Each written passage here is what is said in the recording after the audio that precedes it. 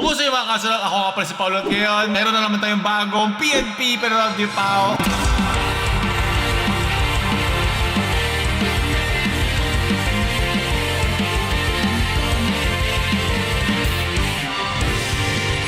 So ngayon pag-uusapan natin ang Iron Lung ni Markiplier at ang Season 1 and 2 ng One Piece live adaptation. Spoiler free ito. Kaya maglala kung meron man spoilers, pwede nyo i-skip. Sasabihin naman throughout dito na pwede i-skip. Kakapanood ko lang kanina ng Iron Lung.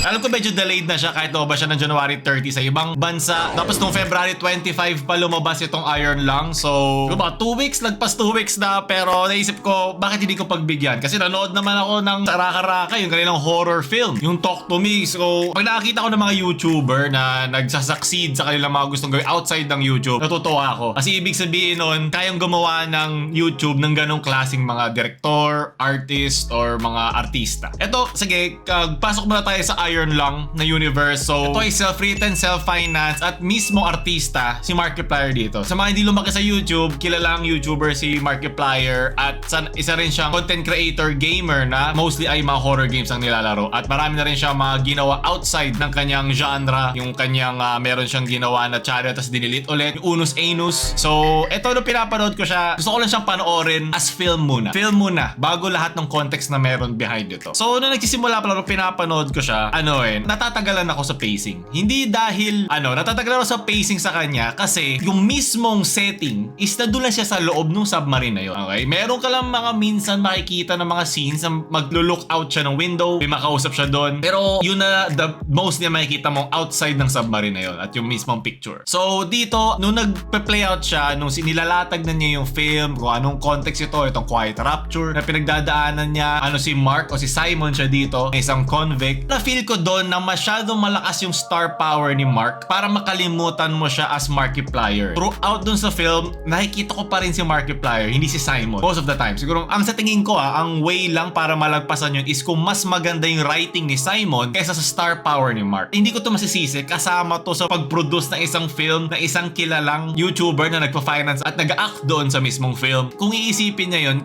kakailanganin mo talaga mag-invest pa sa writing doon sa storyline ni Mark. Pero, ang na-feel ko, the way na ginawa ito ni Markiplier is parang isang game. Para siyang movie na ginamify na kung paano at gaano katagal, gaano ka-dragging yung paglaro. Kasi nilaro ko din yung Iron Lung eh. Yung gagalaw ka, isi-steer mo, yung submarine, babalik ka doon sa picture para pindutin, para makita mo, babalik ka. Ang tagal niya eh. Ini-stream ko yun. So para iniisip ko din dito, yung mismong mga nanonood. Diba kasi alam mo, nag-stream naman tayo doon sa ating gaming channel. Shoutout ko lang din. So napansin ko doon na parang ganun yung pagkaka-apply niya. Kung ano naramdaman ko nung nilalaro ko siya, ganun ko siya naramdam sa simula. Dragging at matagal. Maraming pacing doon na parang gusto ko i-one pace. Speaking of One Piece na pag-uusapan natin mamaya na live adaptation, parang gusto ko merong one pace version ng Iron Lung. Meron siyang Iron Lung, like walang vowel, para lang bumilis. Kasi itong 2-hour film na to, feeling ko mas bagay siya sa 1 hour 30. 1 hour 15 tops. Pwede siya eh. Kasi marami doon mga shots na parang, alam mo yung pag nabigyan ka ng camera ng bata ka pa, gusto mong picturean lahat. Ganun siya eh. Naiintindihan ko na parang wala lang kasi masyadong pwedeng videohan sa loob ng isang submarine na ganong kaliit. Trivia, totoong yun,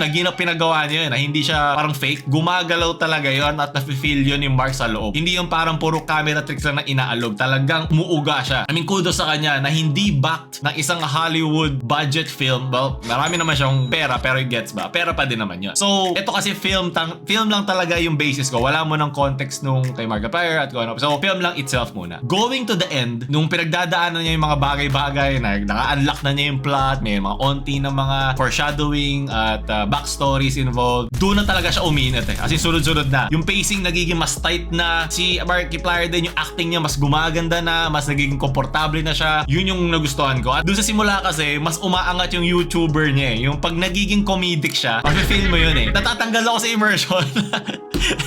Nakakalimutan ko agad si Simon na convict na meron na nasa ilalim siya ng parang regla ocean na puro dugo na baka merong kalaban sa di kalayuan.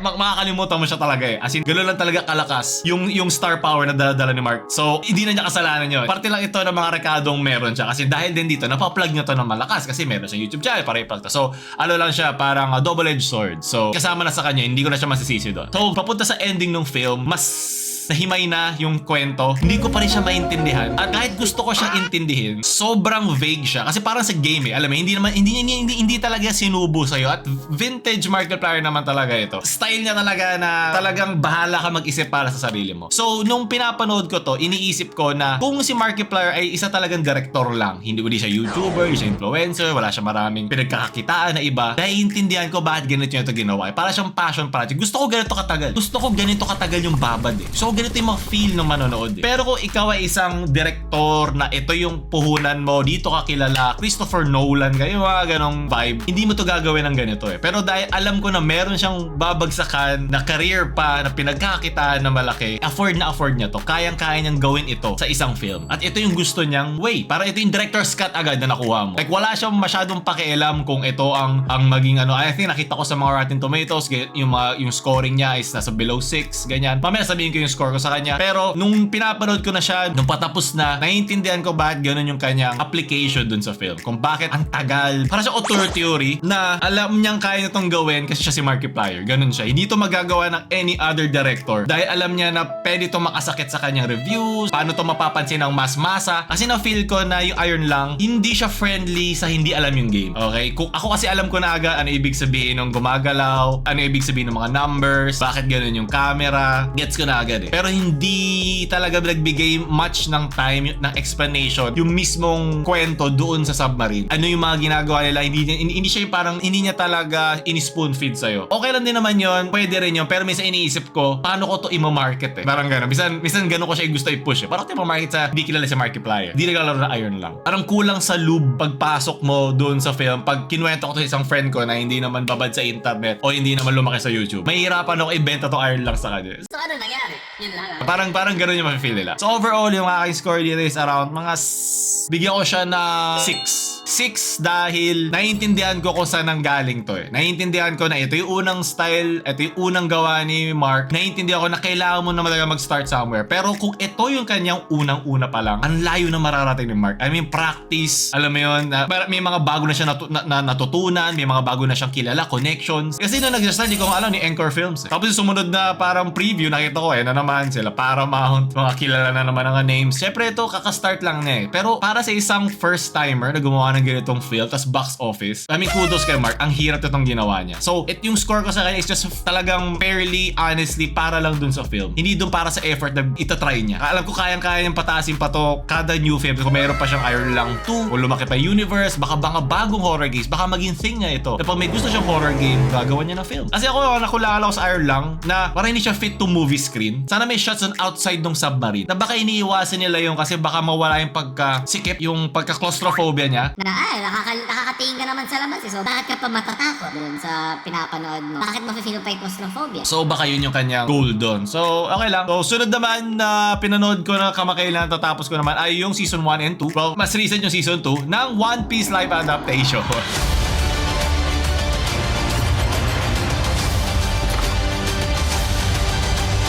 So sa One Piece naman, I mean season 1 pa lang nagustuhan ko na eh. Ito yung exact opposite ng Iron Lung. Kasi ginawa nila na fit to movie screen. Kasi ang hirap si Luffy, ang hirap niyang gawing live action eh. Yung way ng kanyang panalita at galaw ay cringe pag ginawa mong live adaptation. Mafe-feel mo yun dun sa paano siya magsalita at paano siya makipag-usap sa kanyang mga crewmates. Talaga, parang may bata ako doon na kailangan kong kalimutan na ganito siya para lang hindi masira yung immersion ko doon sa mundo nila. Kasi kahit ako, napanood ako ng anime dahil sa adaptation ng season 1. Kasi pinanood ko yun, umabot ako hanggang Alabasta, tapos nagbasa na ako ng manga after that. Habulin ko siguro hanggang Wano, tapos manonood ulit ako ng anime. Yun yung plano ko eh. Ewan ko, baka meron kayo dyang mga One Piecers dyan, patiin nyo ano yung smooth way na ma-appreciate ko yung kwento maximum, min-max ko eh. At ma-appreciate ko rin yung anime going forward na hindi ako masyadong matagal. Kasi binabalansi ko siya kasi siya yung pinakamahina ako sa top 3. Top 3 Naruto, Bleach, One Piece. yung top 3 na yun. So, siya na lang yung kulang ako. So, gusto ko siyang tapusin. So, yun yung goal ko. But comment nyo down below kung meron kayong way na parang easily ko siya madadigest. Kasi ang goal ko is, hindi ako super layo dun sa story na sisimulan ko na anime. Kasi abutin ako siyam-siyam. Gusto kong basahin mo na manga, stop somewhere na maganda na yung animation. Kasi di ko pa rin kaya animation dun sa first seasons ng One Piece. Hindi ko talaga kaya. Masyado na ako matanda para ma-appreciate yun. Gusto ko mag-start sa isang swabe na yung animation, tapos nakapanoorin ko na hanggang umabot ako sa dulo. Hanggang mapunta na ako sa latest. So, ganun yung goal ko. So, yun yung baka meron kayong masasuggest pa sa akin doon. So, doon sa season 2, nagtapos sila. Ito, wala mga spoilers dito. Nakuha na nila yung kanilang latest na crewmate. I mean, acting, tsaka yung acting-wise, okay siya. Ang ganda ng CGI.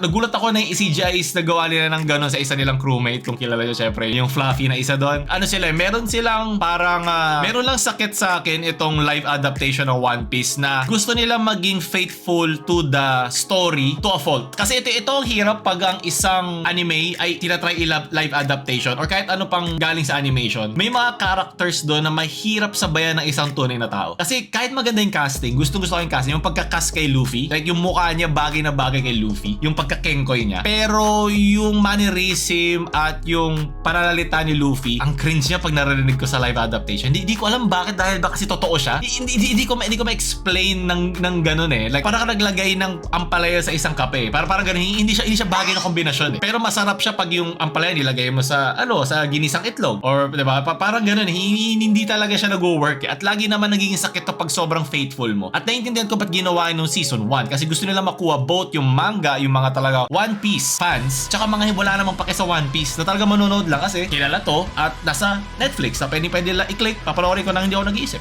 Yung mga ganun. Yun yung naging sakit na Iron lang. Kaya gusto ko rin isabay itong One Piece kasi yun din yung naging problema ng One Piece pero na-achieve nila. Nakuha nila yung market na hindi nanonood ng One Piece. Pero nakikita ko rin naman malaki din naman kasing franchise sa One Piece. Like alam mo yung kahit ako hindi ako nanonood ng One Piece noon, narinig ko lang sa mga tropa ko, alam ko maganda siya. So ang ano ko lang kay One Piece, yung kanya live adaptation is sakit talaga ng mga live adaptation, hindi yung sakit ng mismong series. Okay, at ganda. Meron lang doon mga humina yung vibe. Like yung example lang yung kay number 3, yung isa niyang power doon. Naalala ko kasi sa mga napanood ko pa sa anime before ako nagtuloy-tuloy sa manga is yung kanyang malaking parang wax thing. So yun lang naman. Hindi ko na sasabihin ko ano yun kasi spoiler free. Medyo naging What the fuck? Ano to pinapanood yun? itong weakest na power niya ngayon. Parang ganon. So naiintindihan ko, mahirap din kasi i-CGI ang most animations. Lalo na in scale. Mahirap siyang i-fund. Pero yun lang yung mga papansin mo. Yun lang naman. I mean, kung pinanood mo to as is na wala ka alam sa One Piece, may enjoy mo to. Yun lang. Pero pag syempre maraming fan ng One Piece, lagi sila nakakakuha ng inspirasyon dun sa anime or dun sa manga na malayo dun sa live adaptation. So nag-end naman siya dun sa parang big body ng isang organisasyon na hanggang ngayon ako nga hindi ko pa alam ano yung power niya. Hindi pa ako lumalagpas dun eh. Pero yeah, kung bibigyan ko ng score ni season 1 and 2, bibigyan ko siya ng 9. I mean, para dun sa gusto niya magawa, yung sobrang hirap na kuhanan ng copyright itong si One Piece, di ba? Yung kanilang studio doon. Na-appreciate yung gusto nilang gawin at nagawa nila. Lalo na yung actors yan, sila Makenyu, yung ginawa nila sobrang faithful yung mga scenes, yung mga nakilalang scenes at manga panels sa One Piece, nakuha nila doon, hindi na nilagpasan. Pero yeah, yung sakit lang talaga live adaptation is kahit yung mga pinakamagagaling ay hindi talaga nila malulunasan yung ganong klaseng sakit ng mga live adaptations dahil sa mga characters na ginagawa sa animation, sa anime itself. Kaya siya parang medium is the message. Si Luffy nag-work lang siya kasi nasa animation siya eh. The way siya mag-react, the way siya gumawa ng facial expressions, paano siya magsalita yung mga crewmates, sila yun. Okay, at pag ginawa mo siya live action, naalala mo kasi na mga totoo na tong tao eh, na mga tao na to na nasa world na yon, iba na dapat agad. At yun ang talaga mahirap lagpasa. Pero yeah, okay naman siya. Wala namang problema sa akin kung naalala ko. Pero I think yun yung nagiging parang laging problema ng mga talaga anime watcher. Yung mga talagang lumaki sa One Piece. Talagang updated sa mga bagong mga Devil Fruit. At ako naman ang Devil's Advocate lang ako daw, Devil Fruit. So yun lang. So lang sabihin sa inyo yun. Kung gusto pa iba pa tayong pag-usapan dito, comment nyo lang down below. Pag-uusapan natin yan. At ito pa yung playlist sa ating PNP. At Paulol na mamaalam.